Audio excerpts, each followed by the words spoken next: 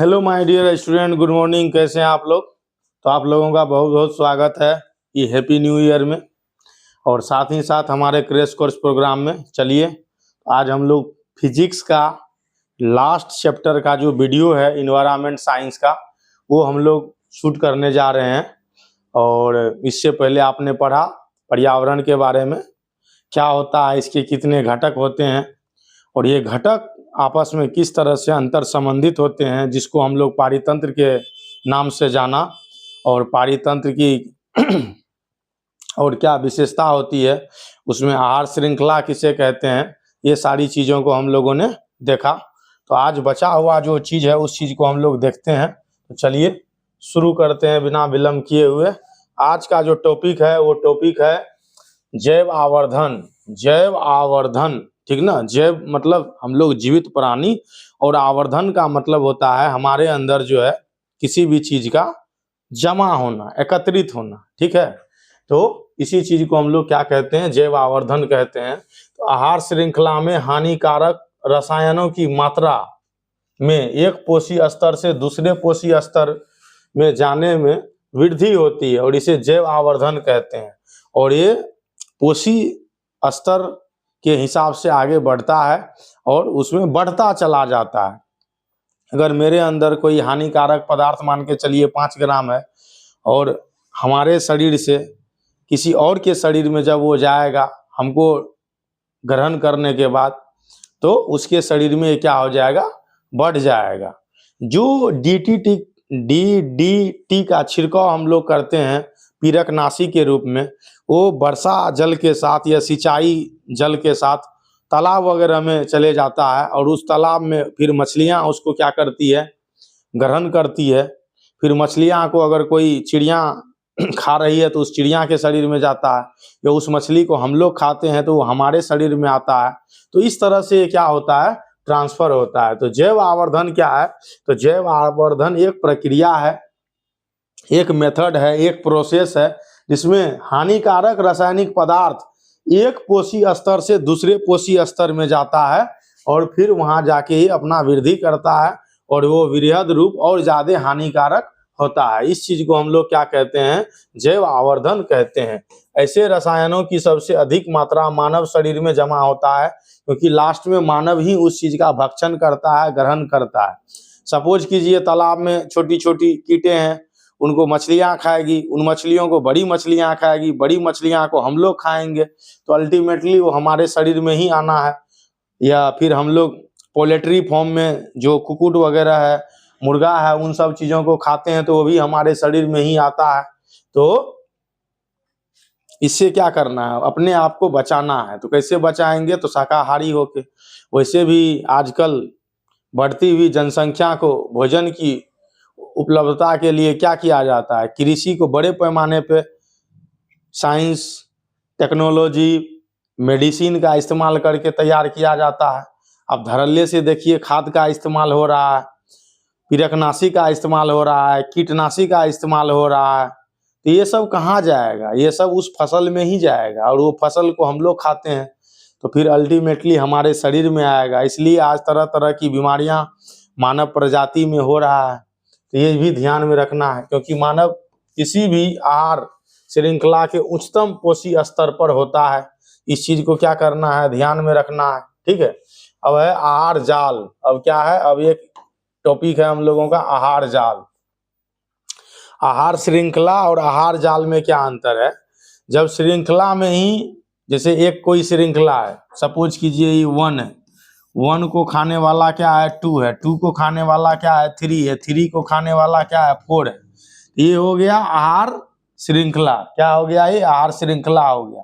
लेकिन फिर इस 2 को खाने वाला इधर 3 हो गया, इस 3 को खाने वाला इधर 4 हो गया, इस 4 को खाने वाला इधर 5 हो गया, ठीक है। फिर 4 को खाने वाला भी 5 हो गया, फिर 1 को खाने वाला इधर 2 हो गया, 2 को खाने वाला 4 हो गया। इस तरह से जो इंटरकनेक्शन है आहार श्रृंखला में, इसी चीज को हम लोग क्या कहते हैं, आहार जाल कहते हैं। जाल में क्या होता है, इंटरकनेक्शन होता है। आप देखिए होइएगा, ये इससे जुड़ा है, ये इससे जुड़ा है, ये इससे जुड़ा है, ये इससे जुड़ा है। इस तरह से जाल का निर्माण होता है। ठीक उसी तरह से आहार श्रृंखला में यहाँ पे क्या होता है, इंटरकनेक्शन होता है और फिर इस तरह से ये आपस में क्या करता है, जाल नुमा संरचना बनाता है। इसी चीज को हम लोग आहार जाल कहते हैं, फूड वेव कहते हैं।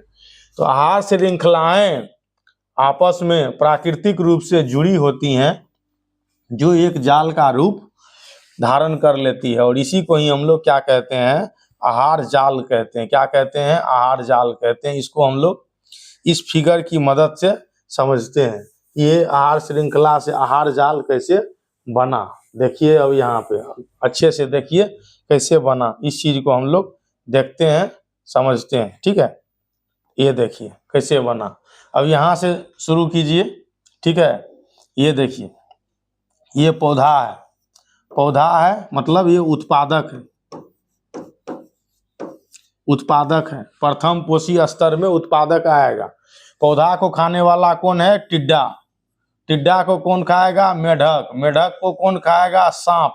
और सांप को कौन खाएगा, चील। तो पौधा से टिड्डा, टिड्डा से मेढक, मेढक से सांप, सांप से चील। ये हो गया एक आहार श्रृंखला।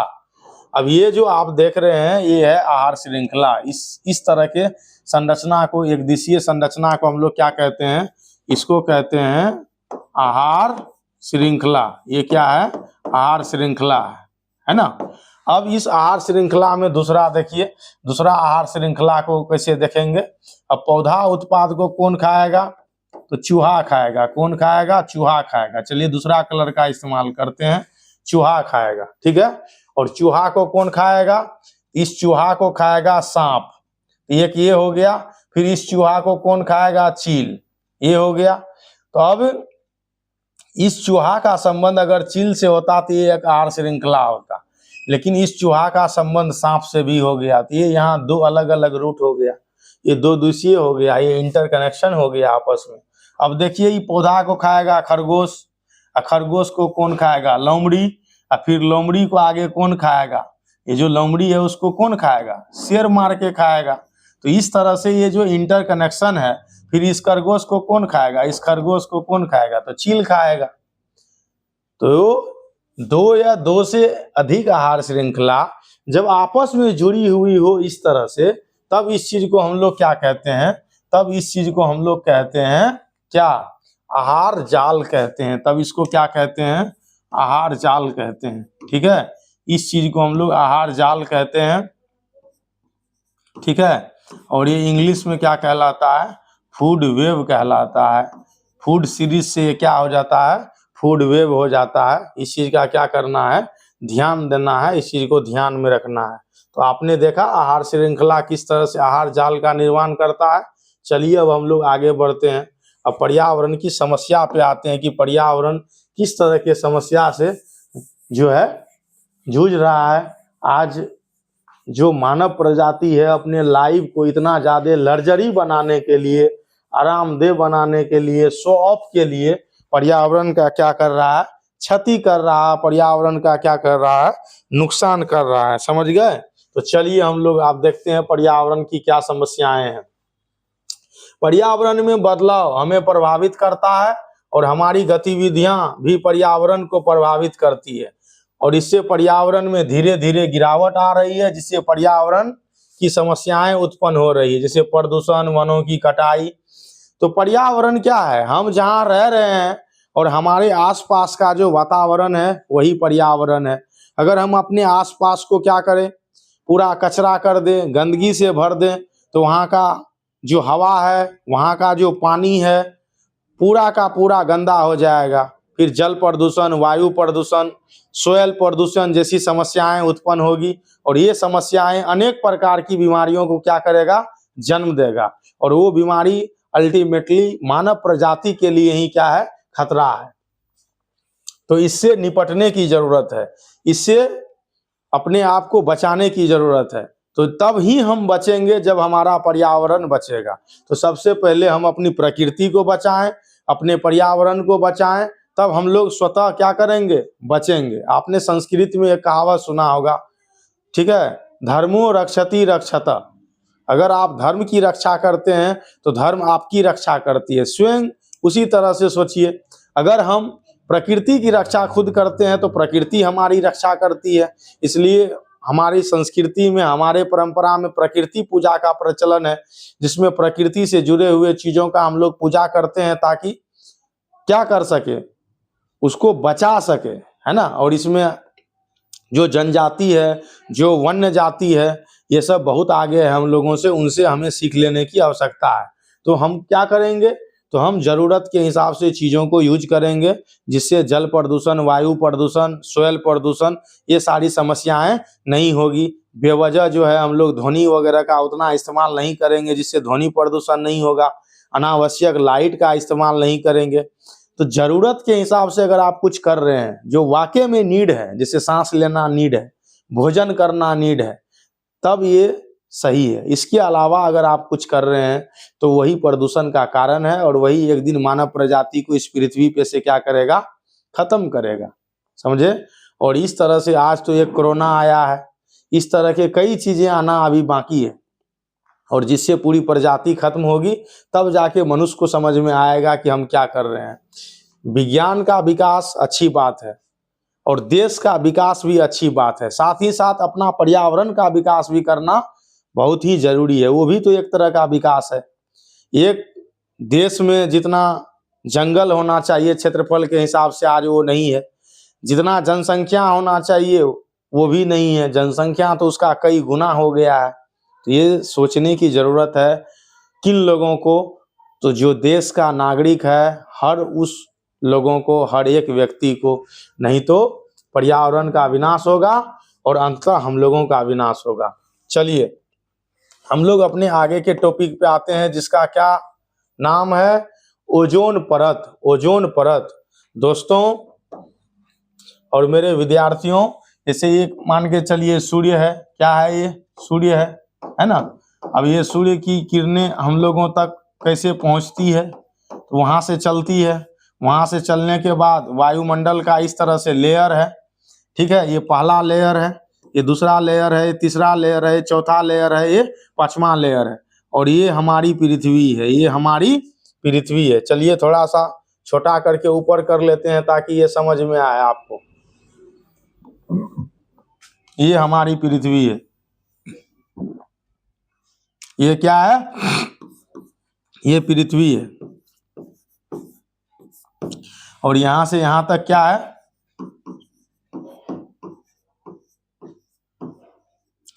वायुमंडल है। तो इन लेयरों को भेदते हुए सूर्य का प्रकाश हमारी पृथ्वी तक पहुंचती है। तो सूर्य के प्रकाश में बहुत तरह के परावैंगनी किरणें होती है। क्या होती है, परावैंगनी किरणें होती है, और इन किरणों को क्या करती है, ये पृथ्वी पे आने से रोकती है, पृथ्वी पे आने से रोकती है। तो उससे हम लोग क्या करते हैं, बचे रहते हैं। क्या करते हैं, बचे रहते हैं। तो ये जो आपको ये लेयर दिख रहा है, ये लेयर, ठीक है, ये लेयर समताप मंडल वाली ये लेयर, इसी लेयर में क्या होता है, एक लेयर होता है जिसको हम लोग क्या कहते हैं, ओजोन लेयर कहते हैं, जिसको हम लोग क्या कहते हैं, ओजोन लेयर कहते हैं, ठीक है, ओजोन लेयर कहते हैं, ओजोन स्तर कहते हैं, ठीक है। और ये ओजोन ऑक्सीजन जब एक और ऑक्सीजन के साथ अभिक्रिया करती है तब क्या करती है, O3 बनाती है, और ये O3 अणु को ही हम लोग क्या कहते हैं, ओजोन कहते हैं। क्या कहते हैं, ओजोन कहते हैं। और ये ओजोन का लेयर जो है ठीक उसी तरह से काम करता है जिस तरह से बरसात में धूप में हमारा छाता काम करता है, उसी तरह से ओजोन लेयर काम करता है।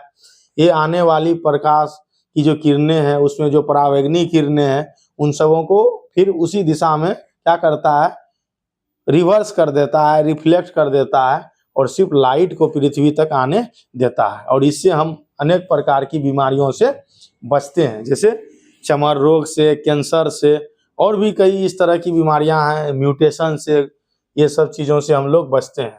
तो ओजोन परत पृथ्वी के चारों ओर एक रक्षात्मक आवरण है, जो कि सूर्य के हानिकारक परावैंगनी किरणों को अवशोषित कर लेती है, और इस प्रकार यह जीवों की स्वास्थ्य संबंधी हानियां, जैसे त्वचा कैंसर, मोतियाबिंद, कमजोर परिरक्षा तंत्र, पौधों का नाश आदि से अपने को क्या करती है, बचाती है, प्रोटेक्ट करती है ना। तो अपना भी क्या काम बनता है, अपना भी ये काम बनता है कि कम से कम ये ओजोन का जो क्षय है जिन हानिकारक गैसों से होता है उसको हम लोग क्या करें, उत्सर्जित ना करें। जैसे CFC है, तो ये सब किसमें होता है, ये सब होता है परफ्यूम में, AC में, ठीक है। उसके बाद जो है रेफ्रिजरेटर में, तो उसका इस्तेमाल ना करें। या करना है तो ओजोन वाला जो सिलेंडर आता है उसका इस्तेमाल कीजिए। मुख्य रूप से ओजोन परत समताप मंडल में पाई जाती है, जो कि हमारे वायुमंडल का हिस्सा है, और ये जमीनी स्तर पर ओजोन का एक क्या है, घातक जहर है। ये जमीनी लेयर पे नहीं पाया जाएगा, ये हमारे वायुमंडल में पाया जाएगा। ये तीसरा, मेरे प्यारे दोस्तों, ये जो तीसरा यहाँ से यहाँ तक ये लेयर देखते हैं, इस तीसरा लेयर को कहते हैं समताप मंडल। क्या कहते हैं, समताप मंडल कहते हैं। इस चीज का ध्यान में रखना है। वायुमंडल की ये 5 परतें होती है, ठीक है, ये 5 परतें, इन परतों को ध्यान में रखना है, ठीक है। तो ये जो आप देख रहे हैं इसको हम लोग क्या कहते हैं, समताप मंडल कहते हैं। फिर उसके ऊपर क्या होता है, ये मध्य मंडल होता है, ठीक है। फिर आयन मंडल होता है, फिर बहिर्मंडल होता है, और ये जो है इसको हम लोग क्षोभ मंडल कहते हैं। तो दूसरा मंडल के ऊपर का जो ये क्षेत्र होता है, इसी चीज को हम लोग क्या कहते हैं, ओजोन लेयर कहते हैं, ठीक है। ओजोन का निर्माण कैसे होता है, तो ओजोन का निर्माण ऑक्सीजन के अणुओं से होता है, ठीक है। कैसे, एक ऑक्सीजन दूसरे ऑक्सीजन से मिलेगा तो O2 बनेगा, फिर दूसरा जो है तीसरे से मिलेगा। तो ओजोन का निर्माण निम्न प्रकाश रासायनिक क्रिया के द्वारा होता है। उच्च ऊर्जा युक्त UV रे, अल्ट्रावायलेट रे जब ऑक्सीजन अणु को तोड़कर मुक्त O परमाणु में बदल देता है, तब O2 परावैंगनी किरणों के साथ O+O अणु का निर्माण करता है, और यह ऑक्सीजन परमाणु O2 अणु संयोग करके ओजोन अणु का निर्माण करता है। तो पहले देखिए O2 तो पहले से है, फिर O आके इससे कंबाइन किया तो क्या बनाया, O3 बनाया।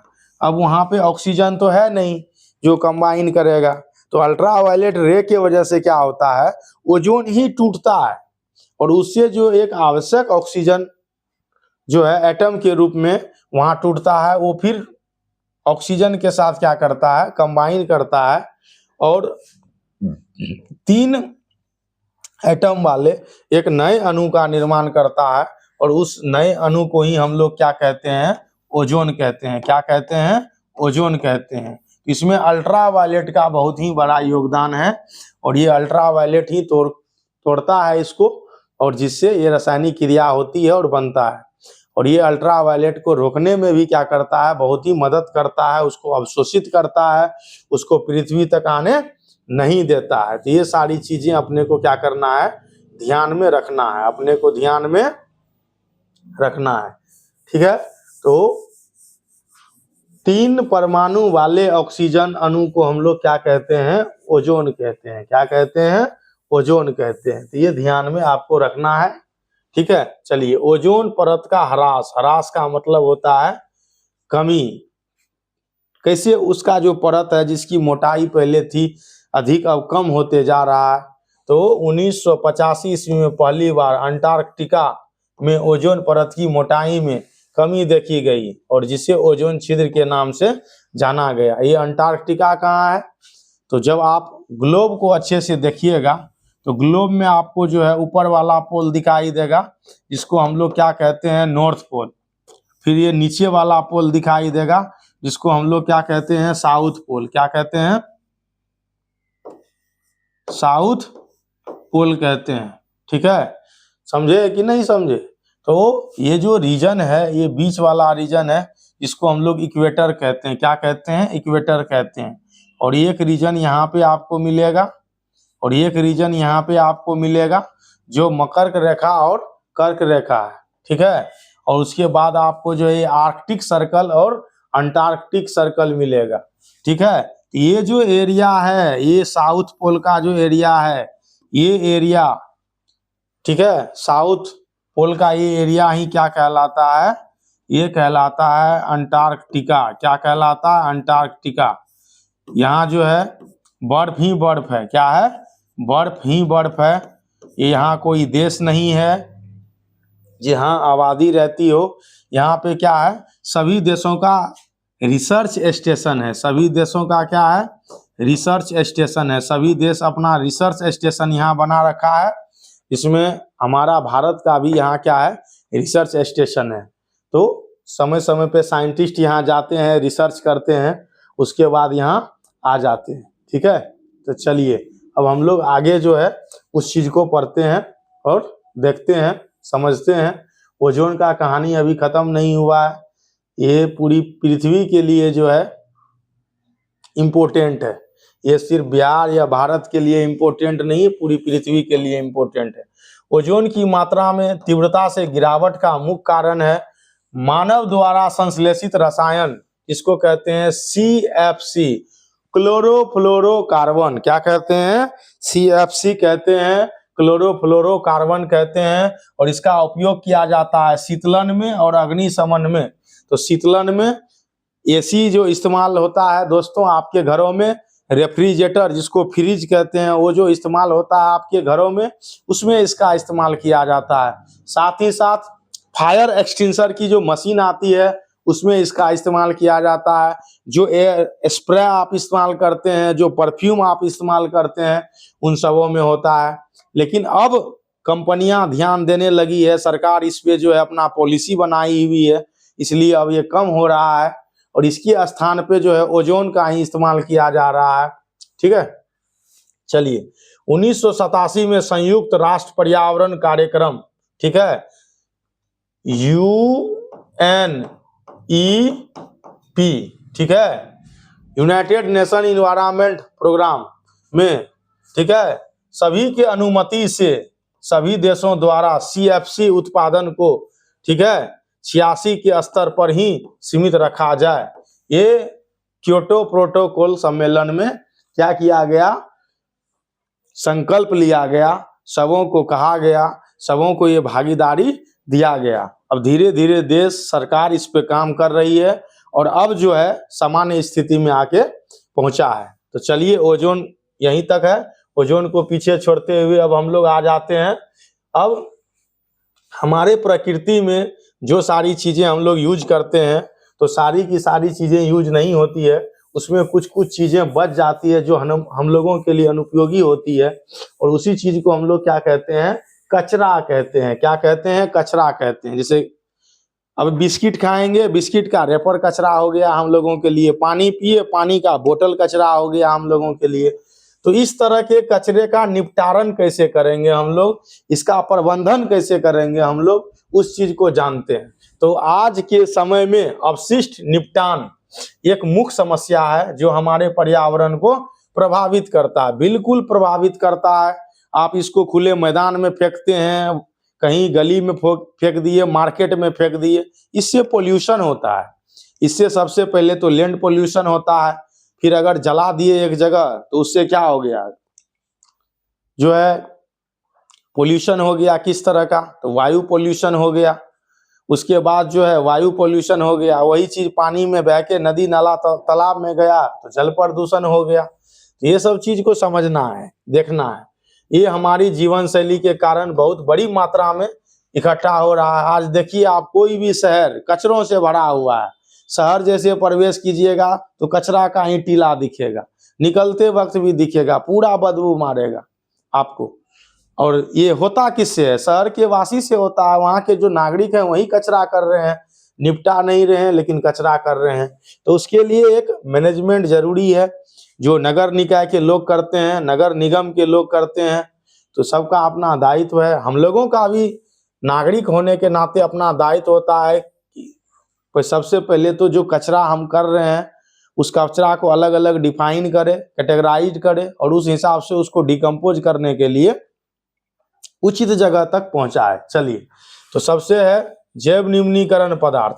कचरा दो तरह का होगा, एक ऐसा कचरा होगा जो जैव निम्नीकरणीय होगा और एक ऐसा कचरा होगा जो अजैव होगा, वो डिकम्पोज नहीं करेगा। जैसे केला खाए, छिलका फेंक दिए, डिकम्पोज करेगा। रोटी खाए, चावल दाल खाए, जो बच गया फेंक दिए, डिकम्पोज करेगा। क्यों? क्योंकि ये प्लांट प्रोडक्ट है, ये कैसा है, जैवीय है। तो पदार्थ जो सूक्ष्म जीवों के कारण छोटे घटकों में बदल जाते हैं, जैसे फल, सब्जियों के छिलके, सूती कपड़ा, जूट, कागज। क्यों? क्योंकि ये प्लांट प्रोडक्ट है, और प्लांट प्रोडक्ट प्रकृति में आसानी से डिकम्पोज हो जाता है डिकम्पोजर के द्वारा। इसलिए इसको हम लोग अलग करेंगे, इसको अलग करेंगे, जो नहीं हो पाया उसको हम लोग अलग करेंगे। अब क्या है, अजैव निम्नीकरणीय है। अब अजैव निम्नीकरणीय में वैसे पदार्थ आएगा जो फैक्ट्री में, इंडस्ट्री में बनाया जाता है इंसानों के द्वारा। इसमें अधिकांश चीजें प्लास्टिक का हो जाएगा, कांच का हो जाएगा, धातु का हो जाएगा। ये डिकम्पोज नहीं होता है मेरे दोस्तों। अजैव निम्नीकरणीय पदार्थ इसे कहते हैं। ऐसे पदार्थ सूक्ष्म जीवों के कारण घटकों में परिवर्तित नहीं होता है, जैसे प्लास्टिक, पॉलीथीन, संश्लेषित रेशे, धातु, रेडियो एक्टिव अवशिष्ट पदार्थ। और इन पदार्थों का निपटारण करना ही मुख्य रूप से क्या है, कचरा का प्रबंधन है। समझ गए? इसका ध्यान देना है। और शहरों में सबसे ज्यादा इन्हीं पदार्थों का क्या होता है, जमावड़ा होता है। सूक्ष्म जीव एंजाइम उत्पन्न करते हैं जो पदार्थों को छोटे घटकों में बदल देते हैं, और एंजाइम अपनी क्रिया में विशिष्ट होते हैं, इसलिए सभी पदार्थों का अपघटन नहीं कर पाते हैं। विशिष्ट होते हैं तो कुछ खास पदार्थ को ही अपघटित कर पाते हैं। तो वो खास पदार्थ क्या होगा, वो जैव निम्नीकरणीय पदार्थ होगा, वो प्लांट प्रोडक्ट होगा, एनिमल प्रोडक्ट होगा। समझ गए? वो आर्टिफिशियल फैक्ट्री, इंडस्ट्री से बनाए जाने वाला प्रोडक्ट नहीं होगा।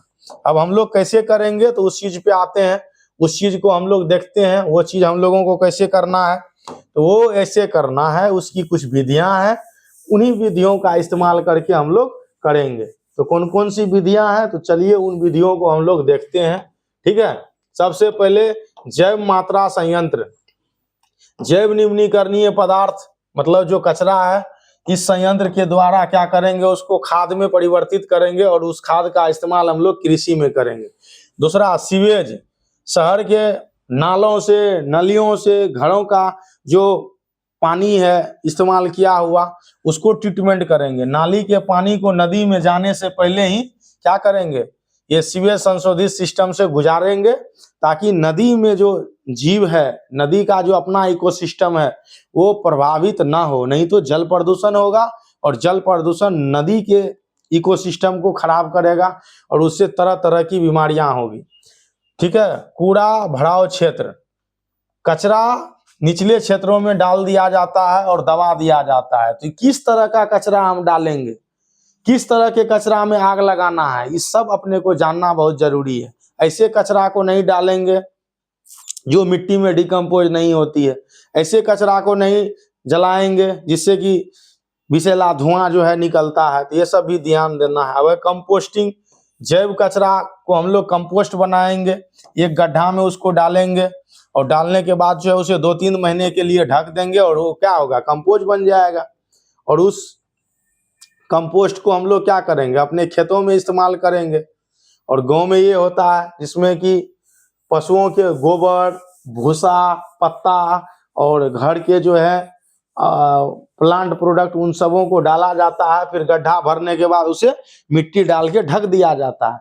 फिर 1-2 मंथ के बाद वो डिकम्पोज होके ब्लैक कलर में क्या होता है, बन जाता है, ह्यूमस बन जाता है। फिर उसको खेतों में हम लोग डालते हैं। तो इस तरह से कंपोस्टिंग होता है। पुनः चक्रण, अजैव निम्नीकरणीय पदार्थ जो कचरा है, उसमें हम लोग देखेंगे कि किस चीज का इस्तेमाल हम लोग पुनः कर सकते हैं, और जिस चीज का इस्तेमाल हम लोग पुनः कर सकते हैं उसको क्या करेंगे, बेच देंगे कबाड़ी वाले के पास, और उससे जो पैसा मिलेगा उससे नए पदार्थ हम लोग खरीदेंगे। पुनः उपयोग एक पारंपरिक तरीका है, इसमें एक वस्तु का पुनः उपयोग किया जाता है।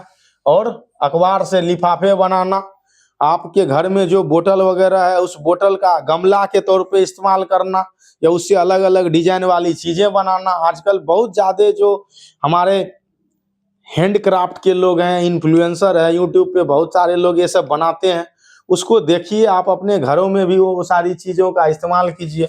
फिर है भस्मीकरण, यह एक अपशिष्ट उपचार प्रक्रिया है जिसे थर्मल उपचार के रूप में वर्णित किया जाता है, जो कचरे को राख में बदल देता है। और मुख्य रूप से इसका उपयोग अस्पतालों के जैविक कचरे के निपटान के लिए किया जाता है। क्यों? क्योंकि अस्पताल में जो चीजें इस्तेमाल की जाती है वो बहुत ही ज्यादा इन्फेक्शस होता है, संक्रमित होता है, उससे लोगों को बीमारियां हो सकती है। तो उसको एक विशेष लेवल पे क्या किया जाता है, ठिकाने लगाया जाता है।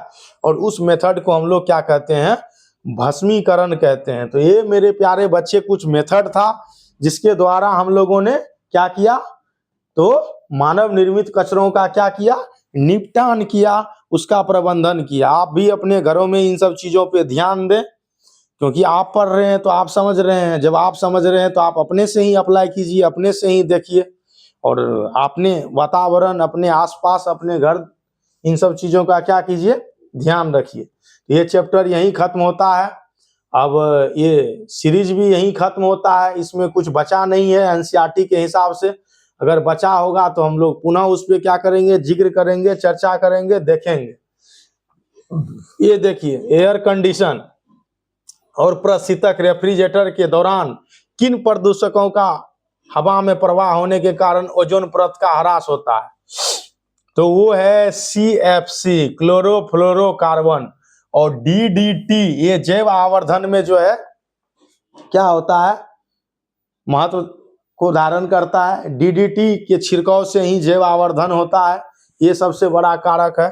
हरे पौधे की पत्तियों पर गिरने वाले सूर्य का प्रकाश का कितना प्रतिशत जो है इस्तेमाल होता है प्रकाश संश्लेषण में, तो 1% का। ये पढ़ा चुके हैं आपको, इसी तरह से क्वेश्चन आएगा। किसी भी पारितंत्र में ऊर्जा का प्रवाह कैसा होता है, तो एक दिशीय होता है। ठीक है, घास को बकरी खाएगी, बकरी को शेर खाएगा, इस तरह से एनर्जी आगे ट्रांसफर होगा। या हम लोग फसल लगाएंगे, फसल को हम लोग खाएंगे, वो एनर्जी फिर आगे ट्रांसफर होगी। यदि किसी खाद्य श्रृंखला में तृतीय उपभोक्ता में 10 जूल ऊर्जा का स्थानांतरण हुआ, तो प्राथमिक उपभोक्ता में कितना हुआ होगा। तो सोचने वाली बात है। ये तीसरा है, तो दूसरे में कितना हुआ होगा, 100, और तीसरे में कितना हुआ होगा, 1000। तो तीसरे में 1000 जूल ऊर्जा क्या होगा, संचित होगा। तो तीसरे से पहले में 100 से 10 हो गया, 10% ह्रास का नियम आपने पढ़ा है। ठीक है, तो इस तरह से क्वेश्चन आएगा और काफी आसानी से आप क्वेश्चन को हल कर देंगे, क्योंकि उसी हिसाब से मैंने इस चीज को बहुत ही सरल तरीके से पढ़ाया है। तो अब जाके इसमें पढ़ाने के लिए कुछ नहीं बचा है, अब क्वेश्चन है। और क्वेश्चन जो है हम आप लोगों के लिए तो 1 जनवरी को बता ही दिए हैं कि एक नया बैच आप लोगों के लिए आ रहा है। और वो बैच क्या है, MCQ महासंग्राम बैच है। क्या है, MCQ महासंग्राम बैच है। आज उस बैच को ही हम YouTube पे डालेंगे। ठीक है, इंस्टा वगैरह पे तो डाल ही दिए हैं। फिर हम लोग क्या करेंगे, ये देखेंगे, ये हम लोगों का जो सिंपल टेस्ट पेपर है जो बोर्ड जारी करता है, उस चीज को हम लोग क्या करेंगे, देखेंगे। ठीक है, तो चलिए, आप लोगों को ढेर सारा प्यार, आशीर्वाद, बहुत मन लगा के मेहनत करना है और सब साल से। और पहला बोर्ड है, ये पहला बोर्ड को जो है आप एंजॉय कीजिए और बहुत ज़्यादा मेहनत कीजिए, और पहला बोर्ड में ही अपना नाम जो है क्या कीजिए, सिद्ध कर दीजिए कि हाँ मैंने बोर्ड में इतना नंबर लाया था 10वीं के बोर्ड में। क्योंकि फर्स्ट टाइम जो होता है उसका इम्प्रेशन जिंदगी भर होता है, समाज में भी, रिश्तेदारों में भी, और खुद में भी ये गर्व होता है कि फर्स्ट टाइम मैंने बोर्ड का एग्जाम दिया और इतना % नंबर मैंने अचीव किया, और इतना नॉलेज अभी भी उस चीज का है मुझको। ये तब हो पाएगा जब आप जीतोड़ मेहनत कीजिएगा सभी चीजों को छोड़ के। तो इन सब चीजों को ध्यान दीजिए। तो चलिए, कल से हम लोग जो है क्या करेंगे, नए बैच में मिलेंगे। और वो बैच कैसा बैच होगा, वो MCQ बैच होगा, वो टेस्ट पेपर का बैच होगा। एक क्रैश कोर्स साइंस यहीं समाप्त होता है। आप लोगों से पुनः अगले साल क्रैश कोर्स में मिलेंगे। तब तक के लिए टाटा, बाय बाय, जय हिंद।